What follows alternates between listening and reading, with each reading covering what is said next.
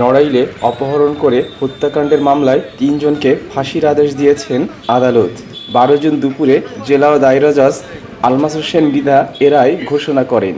ফাঁসির আদেশ ছাড়াও প্রত্যেককে ১ লাখ টাকা জরিমানা করেন আদালত। মৃত্যুদণ্ডপ্রাপ্তরা হল নড়াইলের মাকড়াইল গ্রামের আনারুল মোল্লা, পাশের মরিচপাশা গ্রামের জিনারুল ইসলাম তারামিয়া এবং আড়পাড়া গ্রামের নাজমুল শিকদার। রায় ঘোষণার সময় তারা মিয়া আদালতে উপস্থিত থাকলেও অপর ২ আসামি আনারুল ও নাজমুল অনুপস্থিত ছিলেন। মামলার বিবরণে জানা যায়, ২০১৮ সালের ২৩ জুন সকালে নড়াইলের মাকড়াইল গ্রামের ইজি বাইক চালক পলাশ মোল্লাকে বাড়ি থেকে ডেকে নিয়ে যায় আনারুল, জিনারুল এবং নাজমুল।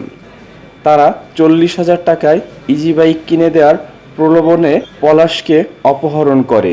২৬ জুন মাগুরা সদর উপজেলার আমুরিয়া বাহারবাগ গ্রামের মধ্যবর্তী ধানখোলা মাঠের পাটক্ষেত থেকে অজ্ঞাত হিসেবে একটি মরদেহ উদ্ধার করে পুলিশ। এরপর ৮ জুলাই পুলিশ কর্তৃক উপস্থাপনকৃত লাশের ছবি, পরিহিত পোশাক এবং অন্যান্য আলামত দেখে পরিবার জানতে পারে অজ্ঞাত মরদেহটি পলাশ মোল্লার।